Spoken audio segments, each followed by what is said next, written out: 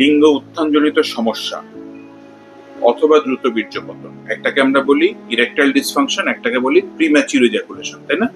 এই দুইটা জিনিস কখনো একটা ট্রিটমেন্ট, একটা ওষুধ, একটা জিনিসে ভালো হবে না। এটা একটা দীর্ঘমেয়াদী প্রসেস।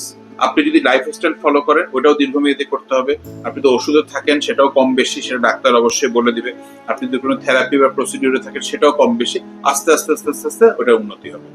এই যে 1 টাইম 2 টাইম ট্যাবলেট আপনি কখনো ডাক্তারের পরামর্শ ছাড়া খাবেন না। কয়েকদিন আগে একটা ভিডিও দেখছিলেন, একটা মানুষ যে হঠাৎ করে যে রুমে মারা গেল, হ্যাঁ, তার পাশে যে ইন্টিমেট টাটালাফিলিবিলি পেস্ট, এটাতে একটা আসছে খবরে, এরকম শত শত আসে ডেইলি।